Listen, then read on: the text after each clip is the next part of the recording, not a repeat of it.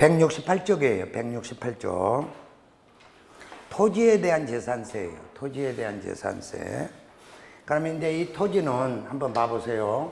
딱 이렇게 한다는 거예요. 이게 강남구 토지면 비과세 되는 거 빼놓고 과세 되는 것은 복잡한 방법으로 쓰는 게 아니라 토지를 가지고 있다 해서 무슨 공부를 많이 한 사람들만 토지를 가지고 있는 거 아니다 이 말이에요. 일자 무식쟁이들도 토지를 가지고 있다는 거예요. 그러면 그 사람들이 토지가 이렇게 재산세가 나와요 이렇게 물어보면 설명하기가 편해야 되잖아요. 그러니까 아주 간단한 방법, 원초적으로, 그러니까 건물이 있냐 없냐로 가지고 구분을 한다는 거예요. 그래서 건물이 없다 그러면 종합합산이고, 원래는 뭐라고 해야 된다 그래서 미사용하는 토지, 사용하는 토지 이렇게 해야 되는데, 사용 미사용은 양도소득세에서 써버렸으니까 나대지는 종합합산이라고 하고, 건축물이 있는 것은 무슨 합산이라고 하자, 별도 합산이라고 하자, 이렇게 법으로 칭했다는 거예요. 얘 해필이면 종합합산이에요, 얘 별도 합산이에요. 이건 내가 정한 건 아니야. 그러니까 그냥 나대지는 나대지 합산 이렇게 하는 게 아니라 종합합산. 건축물이 있는 것은 건부지 합산, 별도 합산 이렇게 말을 한다는 거예요. 그러면 가봅니다. 요 나대지에 대해서는 종합합산 과세 이렇게 말을 하게 되면은 이 종합합산에 대한 것을 건물이 없다는 제목 아래 종합합산으로 부과하면 누가 제일 불평불만을 많이 늘어놓을 거냐 하면은 누굴 것 같아요? 건물이 없는데 너 종합합산이야 이러면 누가? 농지, 목장용지, 임야 이렇게 농부들이 아니 건물이 없다고 재산세를 많이 내라고 그런다면 이거는 안 된다는 거예요. 그래서 농부들이 삽, 꽃갱이, 낫 들고 시장 나와라, 군수 나와라 막 이렇게 난리 법석을 쳐. 그러면 이게 무슨 산업이야 이런 거예요. 1차 산업이잖아. 그러니까 너 그래 알았어. 너는 합산 안 하고 딸로 분리과세 해줄게. 너는 1차니까 0.1 이렇게. 아주 간편하네. 그런데 봐봐. 요렇게 나대지인데 탁구공만한 것을 막대기로 탁탁 치고 놀고 있어. 그럼 뭐야? 골프장. 그럼 골프장은 바람직해 비바람직해? 그렇지, 비바람직하지. 이런 게 사치성 재산이야. 그러니까 니는 사치성 재산이니까 너는 4%. 몰라. 봐. 쉬워요. 그냥 건물이 없다 그러면은 이게 단순하게 가르쳐 주는 거예요. 이렇게 공부를 못하는, 아무것도 공부를 안 하는 사람들한테 설명하려고 만들어 놓은 거거든. 그런데 공부한 사람들은 저 방법이 더 어렵다는 거예요. 그러니까 아주 단순한 거예요. 그러니까 그냥 건물이 없고 나대지다 그러면 종합합산. 근데 그 종합합산에서 농사 짓고 있으면 너는 0.1. 골프장도 너 사치성 들어오니까 너는 4% 이렇게 간다는 거야. 그래서 참 뭐야, 좀 들어. 아유 진짜 막 다른 때도 보지도 않으면서 얼른 또 그거는 컨닝을 하고 있네. 그럼 이렇게 합산해서 원칙은 합산이지만 왕따 시켜주는 것도 있다는 거야. 이렇게 따로. 이걸 우리는 뭐라고 한다고? 분리과세. 그래서 분리과세에서는 0.1, 0.2, 4% 이렇게 세 가지가 있어.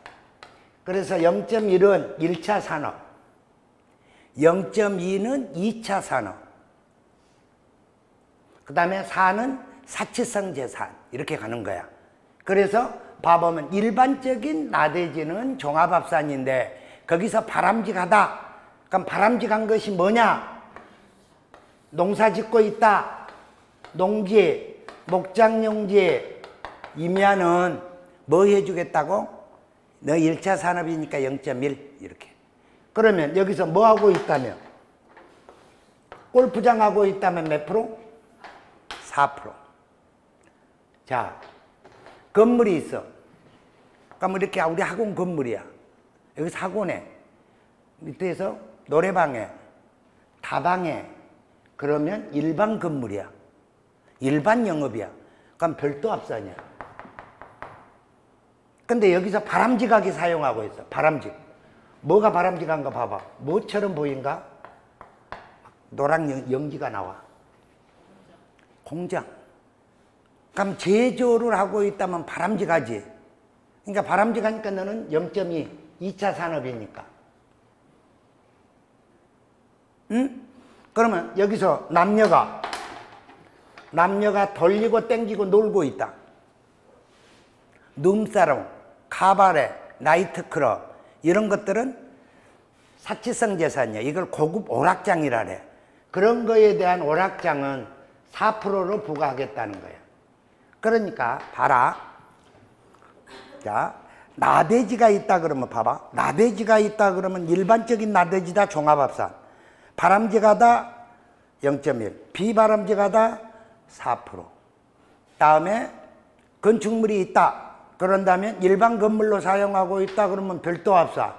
근데 그 건물이 바람직하다, 생산성이 있다, 그러면 0.2. 비바람직하게 건물을 사용하고 있다, 4%. 그래서 이렇게 구분한다는 소리야. 봐봐. 자, 일반 영업용 건축물에 대해서는 뭘로 해준다고? 별도 합산.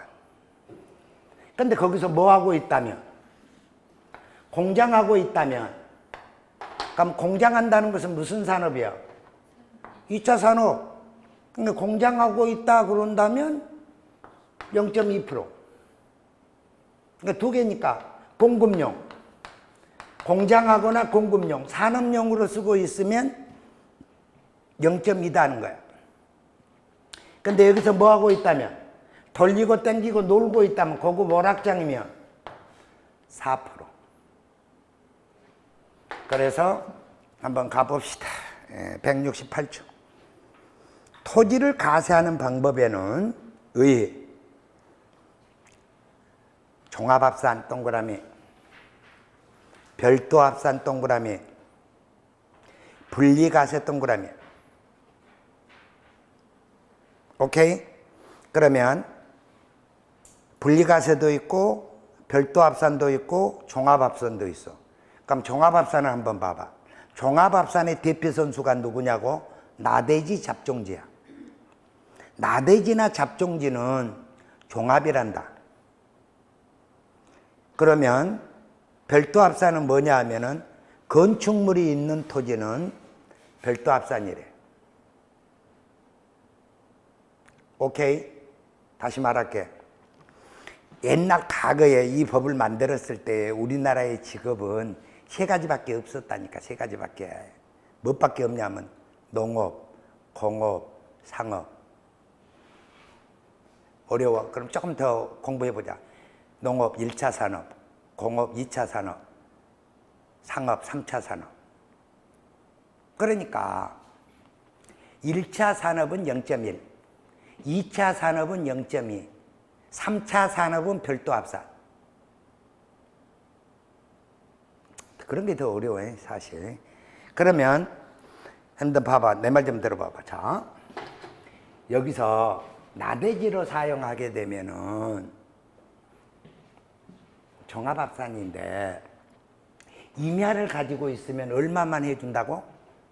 0.1. 그러니까 이렇게 임야를 가지고 있으면 군에서 재산세를 0.1밖에 못 받아. 근데 이 토지가액이 얼마냐? 평당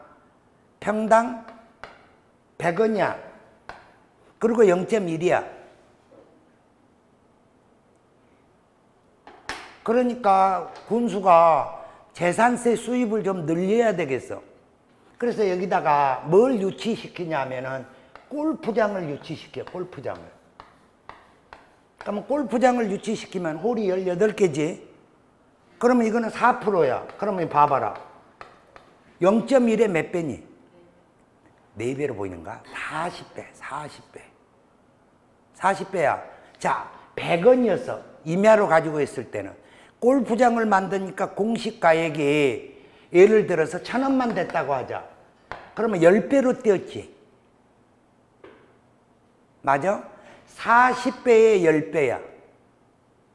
그러면 400배가 뜬 거야. 1원 받을 걸 400원 받는단 말이야. 그러면 군수들은 각 지방에 있는 군수나 시장들은 뭘 유치시키려고 노력을 할까?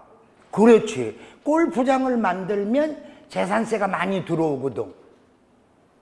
그러니까 또 농민들은 와가지고 그 골프장 들어오면 농약 치고 뭐 하니까 우리한테 뭐 안 된다 그러고는 또 빨간띠 묶어버려. 그러니까 어르신들 재산세는 그러면 0.1이었는데 이걸 좀 깎아드릴게요. 그래서 깎아준 것이 007이야. 원래는 뭐가 더 편해? 1차 산업은 0.1이 암기가 더 편하지.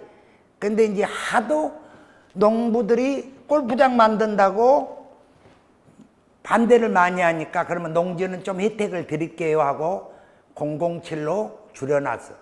그게 더 어려워, 공부한 사람은. 그래서 1차 산업은 007, 2차 산업은 0.2, 3차 산업은 별도 합산, 나대지는 종합 합산. 오케이?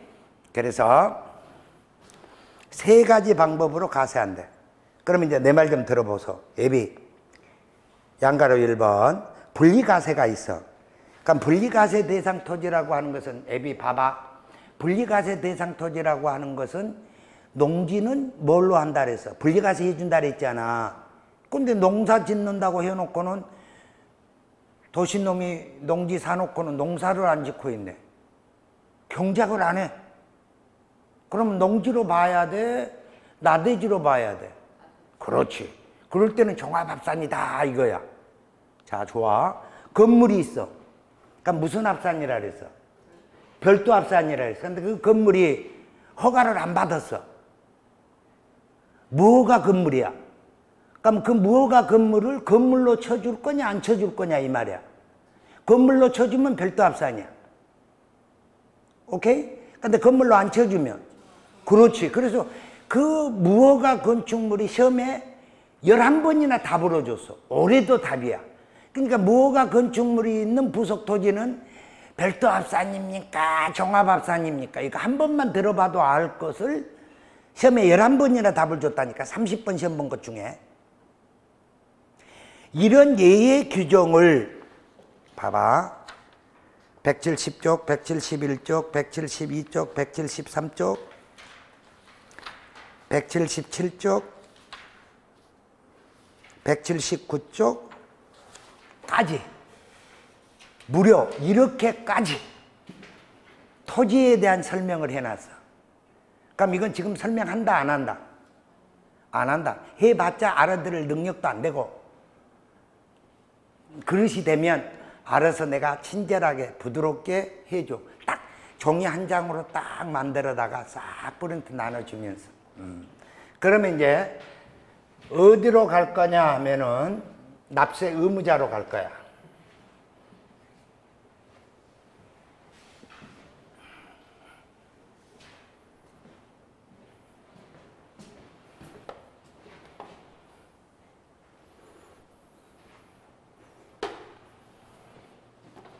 자, 납세 의무자야.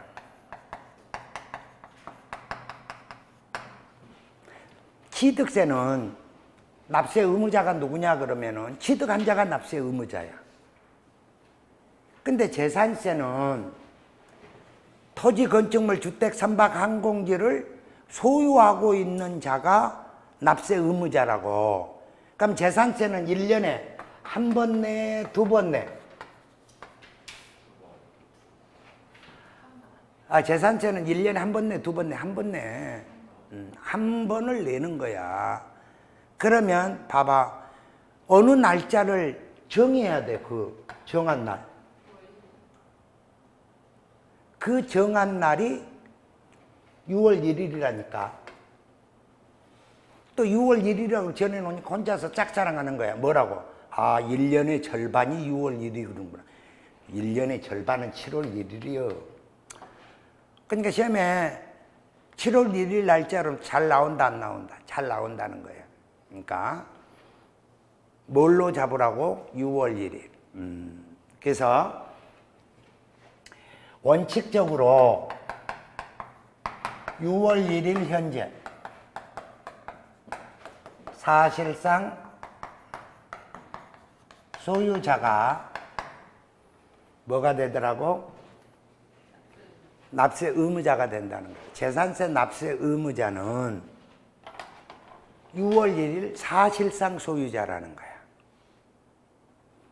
그러면 한번 봐봐. 공부상하고 사실상하고 다르면 누구한테 부과한대? 그래, 누구한테 물어봐도 봐봐라. 지금까지 물어봐도 우리가 공부상하고 사실상하고 다르면 누구한테 가세합니까? 그러면은 아무 생각 없이 다 사실상이라고 그래. 그러니까 시험 보러 가니까 틀려. 맨날. 그러니까 이 재산세 납세 의무자가 매년 시험에 나와. 한 문제씩. 그러니까 얼마나 웃기는 거냐면은 여기 재산세 납세 의무자 취득세보다 인원수가 적어. 8명만 알면 돼. 8명만. 8명만 알면은 한 문제 맞아. 그런데 이놈의 것이 매년 시험에 나온다. 독자적인 문제로 한 문제씩. 그리고 1년은 한 문제. 그 다음에는 한 줄 내지 2줄. 그러면 작년에는 한 줄 나왔을까? 한 문제 나왔을까? 작년 29회 때는 한 줄. 그럼 올해는 한 문제. 그러니까 재산세 납세 의무자를 무조건 정리해 놓으면 시험 보러 가가지고 몇 문제 맞는다고? 한 문제 무조건 맞는 거야. 이건 현찰이야. 이거는 뭐 초보자다? 아니야. 나 지금 처음 배우러 왔다? 끝에 가도 결론은 똑같아. 설명하는 것이. 그러니까 이건 딱 처음이냐 끝이냐 똑같은 설명을 해줘. 그러니까 이거 딱 한 문제는 그냥 정리해버려야 돼. 그러면은 봐라. 공부상하고 사실상이 다르면 사실상으로 갑니다. 이렇게 해. 그런데 이 재산세는 말이야. 보통징수하는 세목이야. 보통징수에. 그러니까 누가 계산을 하냐 하면은 가세권자가 계산을 해. 가세권자가 계산한다고. 그럼 권리의 변동이 있으면 이 가세권자가 권리의 변동이 있는지 없는지 알까 모를까? 알 턱이 없어. 그러니까 뭐를 해야 되냐 하면은 신고를 했다. 내가 낼게요 하고 신고를 냈다 그런다면 사실상 소유자야. 신고를 안 했는데요. 그러면 공부상 소유자야.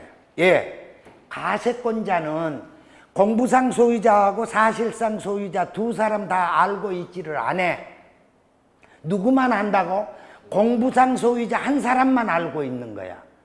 그러니까 권리의 변동이 있었을 때에 신고 안 하면 가세권자는 알고 뭐야. 신고 안 하면 당연히 자기가 알고 있는 공부상 소유자한테다가 낸다니까. 이거의 답으로 11번. 그러니까 봐보소. 원칙은 뭔데? 봐봐. 원칙은 뭔데? 사실상인데 예외 규정이 뭐가 있다고? 공부상 소유자가 있다 이 말이야. 그럼 공부상 소유자가 있으면 그냥 아무거나 공부상 소유자로 하면 안 된다 이 말이야. 그래서 자, 공부상 소유자가 나오는 경우 1번 권리의 변동이 있는데 권리의 변동이 있을 때에 신고했냐? 신고 안 했냐가 키워드야. 권리의 변동이 키워드가 아니라.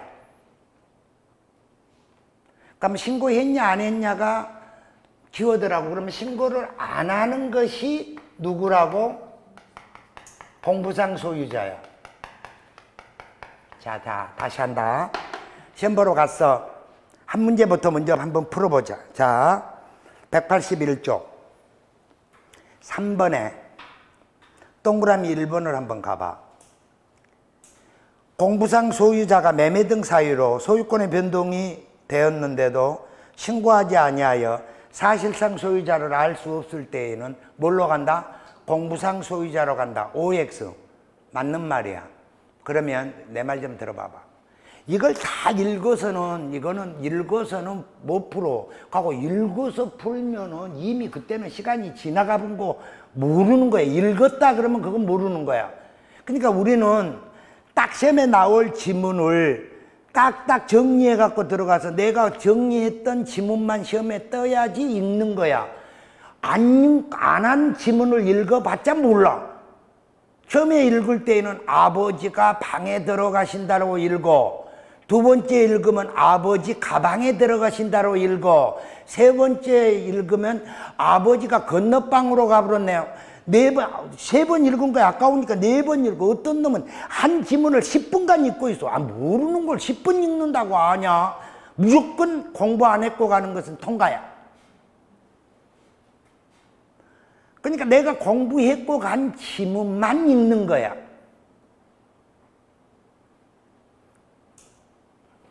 내 말 무슨 말인지 이해가? 그러려면 철저하게 내가 공부할 수 있는 지문이 뭔가 할만한가 안 할만한가 이걸 알으라는 거예요. 그러면 이제 한번 가. 자, 공부상 소유자가 나오면 신고하지 않는 것을 찾고 먼저 신고하지 아니한 것이 눈에 먼저 들어왔다 그러면 공부상 소유자가 납세의 의무자야. 됐어? 자, 두 번째. 종중재산이야. 그런데 누구한테다가? 종중원에다가 무슨 신탁 해놨다고? 명의신탁. 누구 재산인데? 종중재산이라니까. 근데 누구한테다가? 종중원한테다가 명의신탁할 수 있다니까. 명의신탁은 유효야 무효야? 무효야. 실명제법 위반이야. 그런데 종배는 종중단체와 배우자한테는 명의신탁할 수 있다 이 말이야. 그러니까 종중재산인데 누구 앞으로 했다가 명의신탁 해놨다고? 그러면 공부상 소유자는 누구야? 종중원. 사실상 소유자는 누구야? 종중이야. 이때에 뭐 하지 않으면 신고하면 종중이고 신고를 안 하면 가세권자는 알아 몰라? 몰라. 그러니까 공부상 소유자인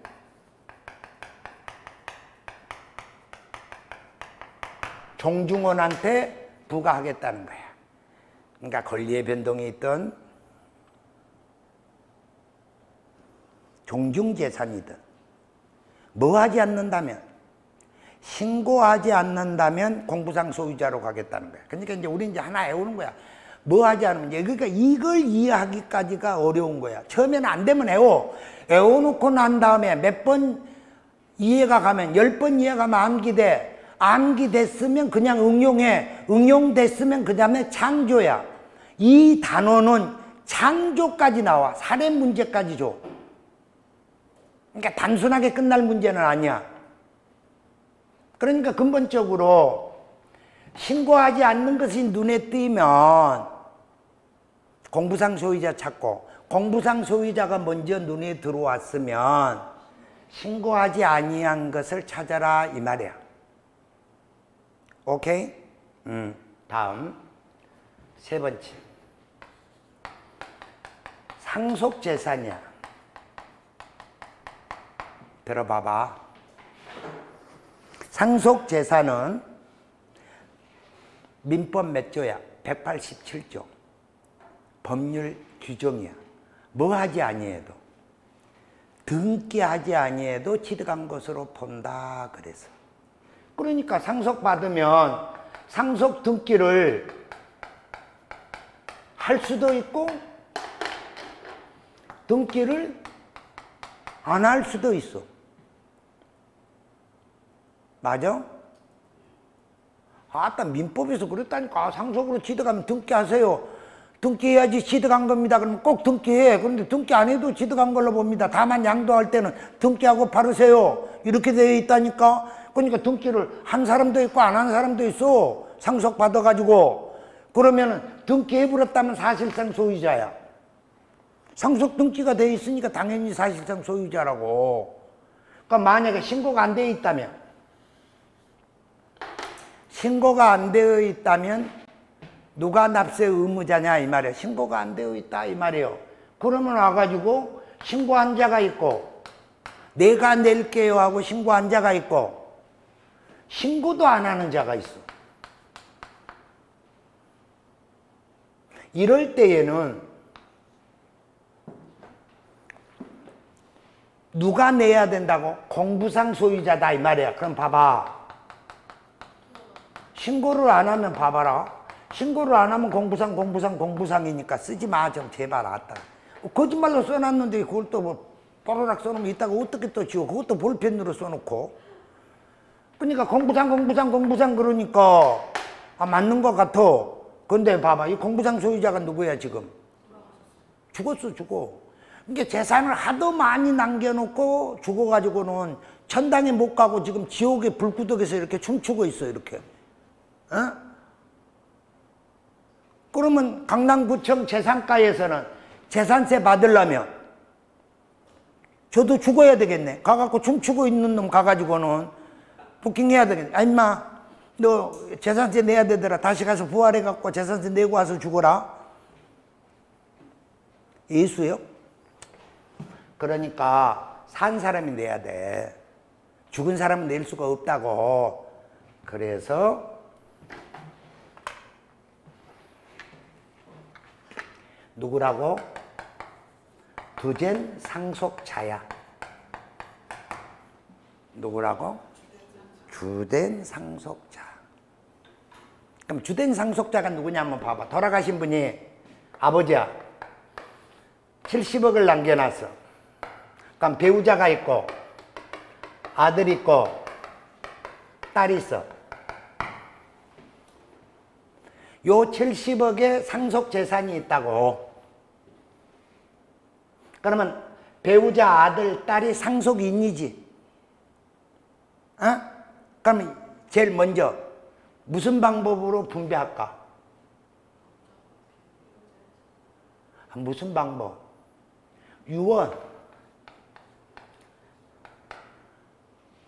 유언에 따라서 분배하는 것이 1순위야. 그러니까 엄마 50억 갖고 아들, 딸들은 10억씩 가져라. 이렇게 유언을 남겨놓으면 그렇게 가면 돼. 근데 봐봐.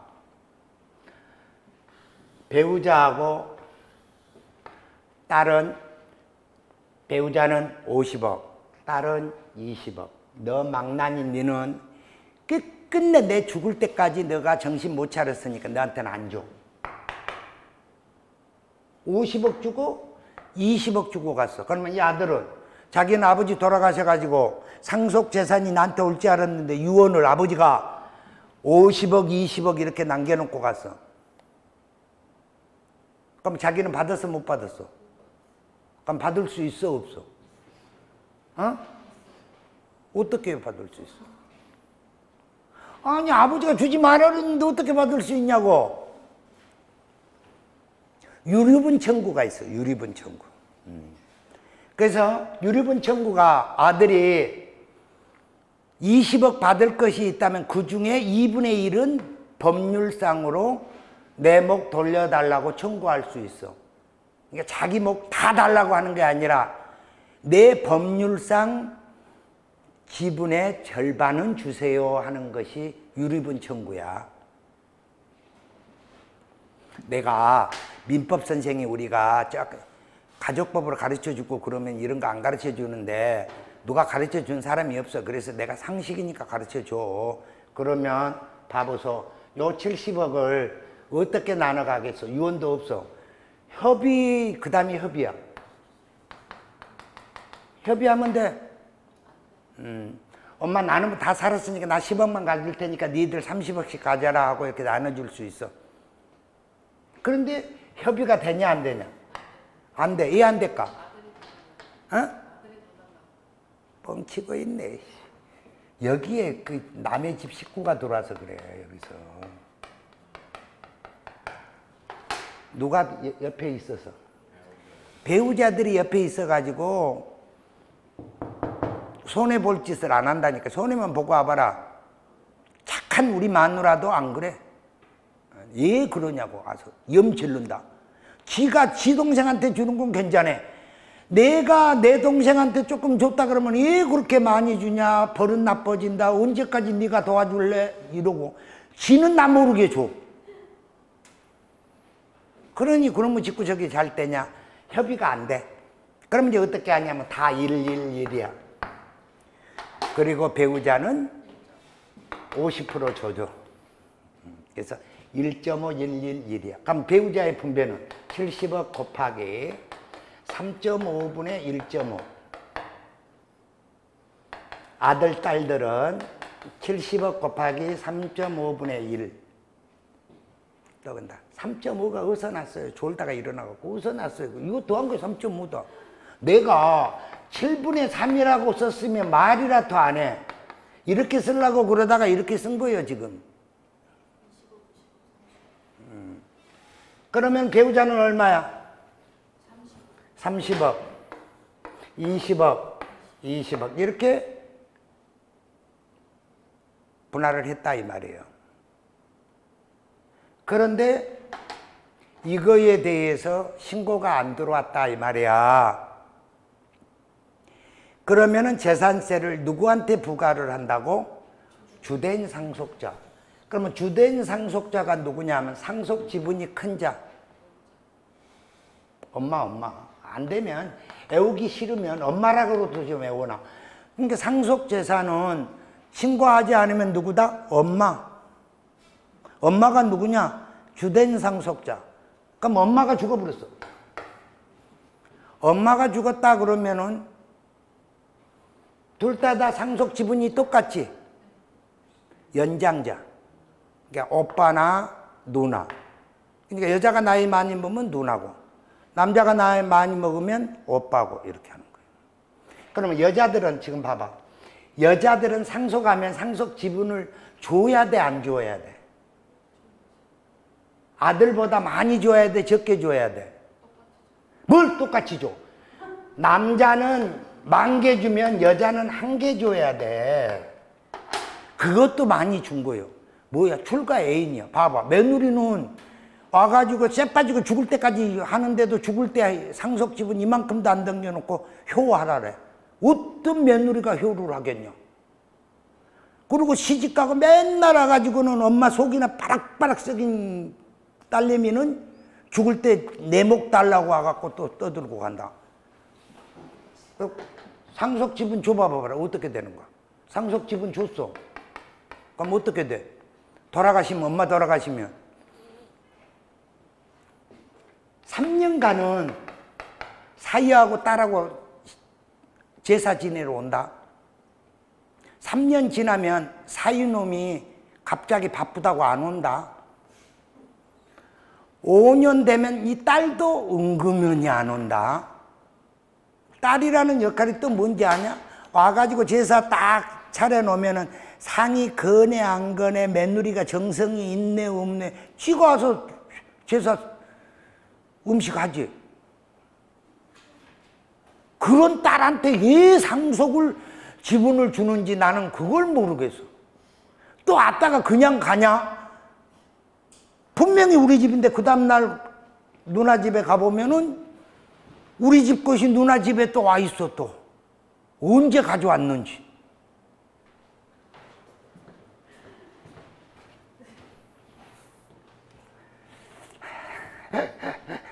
지금 그런 거 중요한 거 아니야. 누가 중요하다고? 이게 무지 중요한 거예요. 봐라, 애비 봐봐라. 여기는 그냥 처음에 키워드가 신고하지 않으면 공부상 소유자인데 여기서는 두 가지야, 키워드가. 상속설이 나오면 키워드가 두 개야. 등기하지 아니하고 신고하지 아니하는 거. 이게 기계적으로 풀려야 돼. 뭐 하지 않고 뭐 해야 된다? 등기하지 아니하고 신고하지 아니할 때가 주된 상속자야. 그래서 이제 주된 상속자 하고 애웠어, 이제. 이것도 이제 난이도가 높으니까. 근데 시험 보러 가니까 등기 안 하고 신고 안 했을 때에는 상속 지분이 큰 자. 이렇게 딱 나와. 그러면 여러분들은 뭐라 하는지 알아? X 해놓고. 그냥 X만 해놓으면 몰라. 무슨 마음으로 X 했는지 해놓고 밑에다가 주된 상속자 이렇게 딱 써놓는다고. 한장한 상속 지분이 큰 자나 주된 상속자나 똑같은 말이다. 오케이? 그러니까 상속이라는 소리가 나오면 키워드가 두 개야. 등기하지 아니하고 신고하지 아니할 때 주된 상속자. 자, 내가 먼저 뭘 먼저 봤다? 주된 상속자를 먼저 봤다. 그러면 주된 상속자를 먼저 봤다면 등기 안 되고 신고 안 된 거 두 가지를 찾아야 돼. 등기는 안 됐는데 신고를 했다. 등기는 안 됐는데 신고를 했는데 주된 상속자다. X요. 그건 사실상 소유자, 신고자라고. 그러니까 주된 상속자는 등기도 안 하고 신고도 안 해야지 주된 상속자야. 오케이? 자, 네 번째. 공부상 소유자. 사실상 소유자. 둘 다 행방불명이야. 자, 공부상 소유자가 누구냐 그런다면 다만의 기상이야. 어디 갔냐 그러니까 45년 때에 해방돼 갖고 진나라 간다고 가다가 부산 앞바다에서 아마 맞아 죽어서 진나라 못 갔을 거야. 근데 너 누구한테 빌렸냐 그러니까 사실상 소유자인 김깍두기한테 빌렸대. 그럼 너 김깍두기 어디 갔냐 하고 물어보니까 6.25 때 어디 가고 안 나타난대. 그러니까 공부상 소유자도 행방불명, 사실상 소유자도 행방불명이야. 그럼 네가 내. 네가 누구야? 그래. 그래서 재산세는 소유권에 대한 세금이 아니라 소유권 중에서도 사용 수익세라니까. 소유권은 사용 수익 처분할 수 있는 권리인데 그 중에 사용 수익에 따른 세금이 재산세야. 그러면 사용한 사람이 내는 거야. 그럼 이 사용한 자는 좋은 거요, 나쁜 거요? 나빠. 나보고 누가 재산세를 내 이름으로 내라고만 한다면 나 막 내겠다. 봐봐라. 몇 년간 재산세 내면 20년간 재산세 내면 시효 취득에 의해서 내 토지가 될 수가 있다니까. 그러니까 봐봐. 내 말 좀 들어봐봐. 예비. 봐봐. 토지를 시효 취득한다 말도 안 되겠지만 시효 취득한다고 그럴 때에 몇 년간 공원평원하고 있으면 20년간 공원평원하면 시효 취득한다 그랬잖아. 그래 안 그래? 그럼 20년이라는 그걸 누가 입증해 줄까? 20년간 내가 농사 지었다는 걸 누가 입증해 줄까? 아, 옆집 할머니가? 옆집 어르신이? 그 옆집 어르신 내가 인장 19년 8개월 됐는데 돌아가셔버렸어. 한장 안에 지금 4개월만 더 살았으면 입증해 주고 갈 건데. 그러니까 뭐 냈던 걸로 입증하면 돼. 그래, 세금 냈던 걸로. 오케이? 이런 토지가 우리나라에 아직도 여의도에 7배래. 잘 찾으러 다녀. 그러면 한번 봐보소. 공부상 소유자와 사실상 소유자가 다를 때는 사용자인데 이걸 뭐라고 되어 있냐면은 소유권의 기속이 불분명하다 이렇게 돼 있어. 불분명. 이럴 때에 누구라고? 사용자야. 그러니까 다시 말합니다. 사용자가 눈에 들어왔다. 그럼 뭘 찾았냐? 소유권의 귀속이 불분명. 소유권의 귀속이 불분명이 먼저 눈에 들어왔다 그러면 사용자 찾으려고 노력하셔야 돼. 그러니까 이건 공부가 짝찾기야. 오케이? 이해 갔어? 이해 갔다고 그러니까 내가 하나 물어보죠. 그럼 이해 갔다고 그러니까 내가 물어보지. 이해 안 갔다 그랬으면 내가 안 물어볼 건데 이해 갔다 그러니까 한번 내가 물어보겠어. 그러면 사실상 소유자와 이해 갔다며 사용자가 다르면 납세 의무자는 사용자이다. 납세 의무자는 사용자이다. OX. O는 1번, X는 2번. 1번이 맞다고 생각하는 사람 손 들어봐. 아니, 사실상 소유자와 사용자가 달라. 그럼 때 납세 의무자는 사용자이다. O냐 X냐 하고 물어본 거예요, 지금 내가. X? O?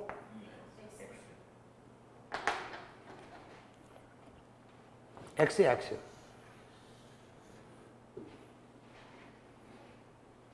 왜 그러냐면 봐봐. 사용자하고 소유자하고 달랐을 때에는 사용자가 납세 의무자다 그러면은 맞은가 사용자인가 하는데 제대로 알으란 말이에요. 사용자는 언제만 사용자라고?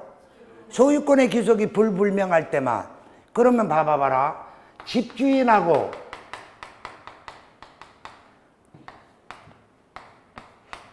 세입자하고 누가 납세 의무자야? 납세 의무자가 누구냐고? 집주인이야, 세입자야? 그래, 초등학생도 알아. 이렇게 시험해 주면 얼마나 편하냐? 집주인이냐, 임차인이냐? 그러면 집주인이라고 하는 거 다 알아. 그런데 여기는 봐봐. 사실상 소유자와 사용자가 다르면 누구지? 또 물어보면 또 기분 좋을 때 지금 설명해주고 말할 때는 그래 그런 것 같다. 그런데 돌아서면 또 사용자 같네 이런다는 거예요. 그럼 이런 건 책에 있다 없다? 없어. 이런 것들이 감이야, 감. 공부하러 오는데 감. 그러니까 책에 있는 대로만 나와준다면 책 보고 공부하면 돼. 그런데 이건 공부하러 가면 시험 보러 가게 되면 감이 있다는 거니까 그 감이 수업 시간에 얼마나 열심히 잘 들었냐 안 들었냐가 그 감으로 가지고 맞출 수 있는 거예요. 그런데 책만 읽고 문제만 풀면 그거 해결될 거라고 생각을 해요. 그런데 그거 안 된단 말이에요. 시험은 항상 사례 문제 주면서 감으로 풀 수 있게끔 만들어 준단 말이야. 근데 감은 실력이 아니라고 생각을 한다니까. 그러니까 맨날 시험 보러 가고 떨어진 사람들을 봐보면 57.5, 55점이야. 예. 책만 보고 문제만 푸니까 뭐는 챙기지 않으니까 수업 시간에 와갖고 감을 챙기지 않으니까 예, 있는 대로 자기가 공부한 대로만 그대로만 준다면 그건 누구 사람 틀리겠어? 다 맞아불지. 그러니까 독서실 안에서 10년, 20년, 동영상 보면서 10년, 20년 지금 공부하고 있는 사람들 많아, 이 공부. 그러니까 동영상 보고 있는 사람들은 합격할 수가 없어. 지금도 만약에 동영상 보고, 좋다 하고 있는 사람, 동영상만 듣고 있는 사람은 합격 못 한다니까. 그러니까 다음 주부터는 결석하지 말고 꼬박꼬박 나오시라고 좀 전해주고. 자, 어디까지 했어? 어디까지 했어? 사용자까지 했지? 그러니까 사용자가 나오면 뭐 찾으라는 거야? 공부상도 모르고 사실상도 모르는 것을 우리는 뭐라 그랬어? 소유권의 귀속이 불분명이라 그랬지? 그럼 보자고. 자, 이번에는 자, 국가 소유야. 국가 등이 소유하고 있어. 그러면 재산세 가세해, 비가세해? 비가세. 비가세 한다고. 그런데 이 국가로부터 국민이 매수 계약을 했어. 그래서 국유지를 매매 계약을 했단 말이야. 그러니까 매매 계약할 때에는 두 가지 방법밖에 없어. 연부로 취득할 때가 있고 일시불일 때가 있다고.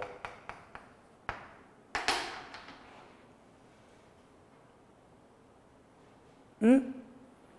그러면 연부로 취득하게 되면은 국유지를 딱 불화받으면 몇 년간? 20년간 연부 취득한 거야. 그러니까 뭐 2년짜리 할부, 3년짜리 할부가 아니라 연부는 무조건 국유지를 불화받으면 20년간 나누어서 내는 거야. 그럼 소유권은 언제 넘어오냐 하면은 20년 후에 잔금을 다 안 납하면 그때 소유권 넘겨줘. 그럼 소유권은 누구한테 되어 있어? 국가. 근데 사용권을 뭘로 하고 있으면? 무료로 하고 있다 이거야. 뭘로 취득해서? 연부로 취득해서 무료로 사용하고 있다면 이자가 사용자야. 지금 이자가. 맞잖아. 아까 재산세는 누가 낸다 그랬어? 사용자가. 그러니까 매수 계약자가 납세 의무자가 돼. 한번 해보자. 여기까지 밑줄 한번 그어놓고 가보자. 자, 181쪽 3번 동그라미 1번 소유권 변동이야. 그게 키워드는 아니야. 신고하지 아니하고 동그라미 공부상 소유자. 3번에 동그라미 2번 종중재산이야. 그래도 종중재산이 키워드는 아니야. 신고하지 아니하고 공부상 소유자가 키워드예요. 자, 4번 주된 상속자가 나왔다. 그러면 키워드가 몇 개라 그랬어? 2개. 등기하지 아니하고 신고하지 아니할 때 그때 주된 상속자야. 그 다음에 5번 사용자가 먼저 눈에 들어왔다. 그러면 소유권의 귀속이 불분명. 그런데 시험 보러 갔는데 소유권 귀속이 불분명이 먼저 눈에 들어왔다. 사용자. 이해가? 6번 국가 연부. 두 번째 줄 사용권 무상. 그러면 누구라고? 매수계약자. 그러니까 삼위일체가 돼야 돼. 매수계약자라는 말을 먼저 딱 떠오르면 세 글자를 찾아야 돼. 국가 연부 무상. 국가연부무상이야. 쎄 빠지게 이제 국가를 애워 갖고 갔어. 근데 시험 보러 가는데 지방자치단체 탁 나와. 지방자치단체 연부무상. 그러면 X지? 맞다니? 여기다 뭐라 그랬어? 국가 등이라 그랬다니? 등. 그러면 봐, 예비. 일시불이야. 일시불로 주기로 했다는 거야. 그러면 일단 뭐 줘? 계약금 주고. 계약금 주겠지. 여기서는 연부금이라고 일시불이었을 때는 계약금 준다니까. 그리고 무료로 사용했어. 그러니까 계약을 언제 했냐고. 2월 10일 날. 잔금은 언제 주기로 했다고. 10월 2일 날. 그러면 이제 계약했잖아. 맞아? 그 잔금은 언제 주기로 했다고? 10월 2일. 그런데 6월 1일이 재산세 가세 기준일이지. 여기서부터 이제 어차피 국유지니까 내가 사용할게요 하고 사용하고 있는 거야. 오케이? 그럼 누가 내야 되냐 이거예요. 사용자가 내야 돼. 그 사용자가 바로 누구야? 매수계약자라니까. 이때 이 계약금을 봐봐. 그러면 국가는 계약금을 미리 받지? 맞아? 매수계약자는 계약금을 미리 지급하다지. 그럼 여기서는 선지급금이지. 여기는 선수금이지. 앞선자 받을 숫자. 미리 받은 금액을 선수금이라 그래. 그러니까 계약금이라고 나오면 얼마나 편해. 근데 계약금이라고 안 준다니까. 뭘 준다고? 선수금을 받고 이렇게 나와. 그럼 세법은 납세자의 입장에서 써나 가세권자의 입장에서 써나? 그래, 가세권자 받을 입장이니까 계약금을 받은 쪽에서 써놨다니까. 그러니까 선지급금은 안 나오고 뭘로 나온다고? 선수금. 그러니까 국가가 선수금을 받고 이렇게 나와도 매수계약자가 낸다고. 한번 보자고. 자, 6번에 2번 국가 선수금 받아.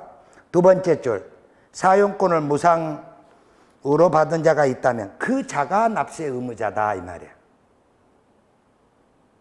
오케이? 자, 다시 좌측에 가보자. 자, 2번 의제 납세 의무자부터 먼저 봐. 수탁자. 신탁법에 의해서, 명의신탁은 불법이니까 신탁 등기를 해서 수탁자 앞으로 등기를 해놨다면 납세 의무자가 수탁자야. 그러니까 무조건 수탁 등기가 되어 있다 그러면 납세 의무자 수탁자. 유탁자 나오면 X. 유탁자 수탁자로 무려 11번이나 줬어. 바꿔가면서. 뭘로 나오면 O. 수탁자로 나오면 O. 유탁자로 나오면 X. 자, 여기 한번 보세요. 최근 우리 도시개발사업하고 있는 것이 어디냐 하면은 최근에 도시개발사업하고 있는 것이 어디냐고? 강남, 송파,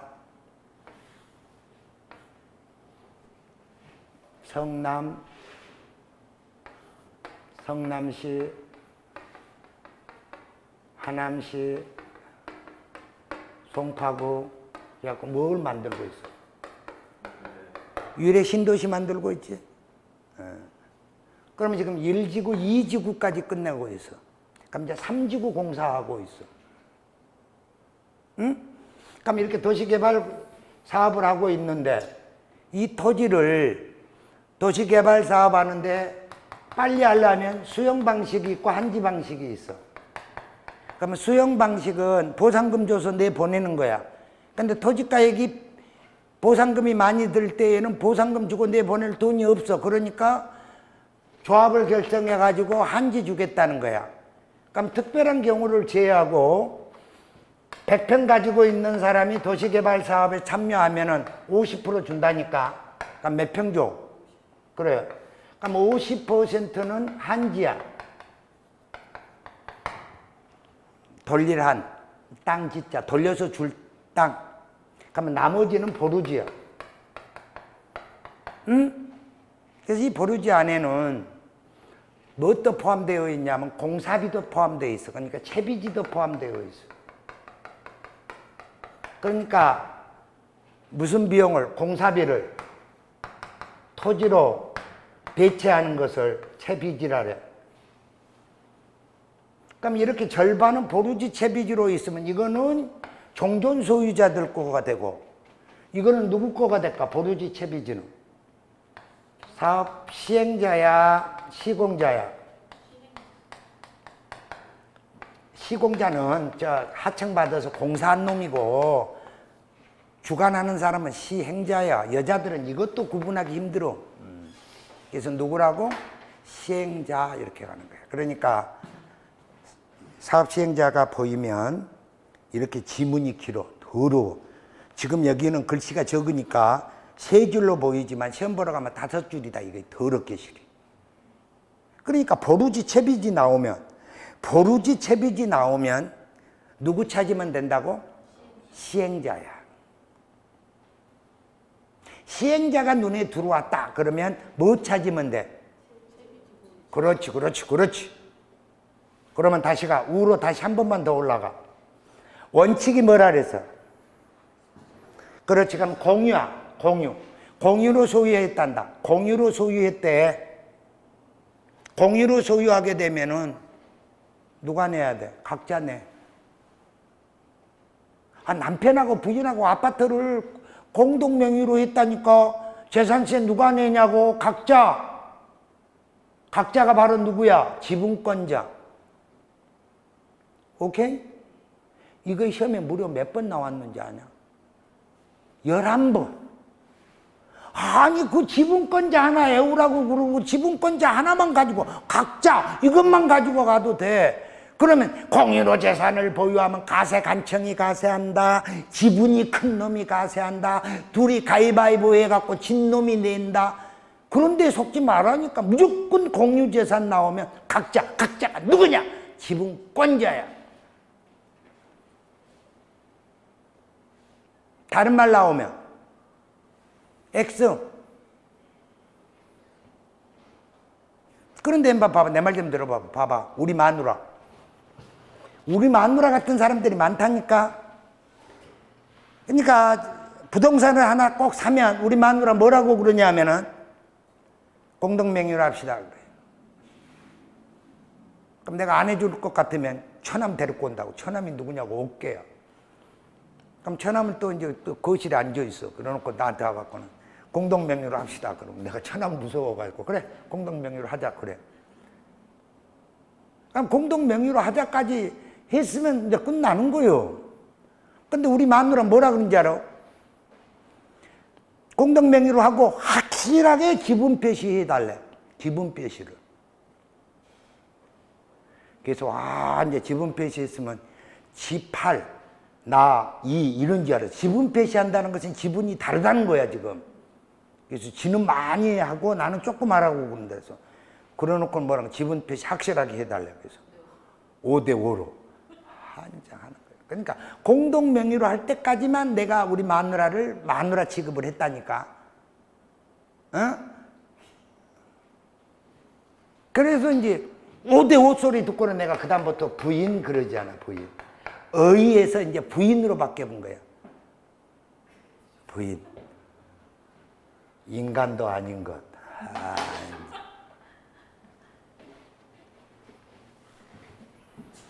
그러니까 시험 보러 그런 우리 마누라 같은 사람들이 있나 봐.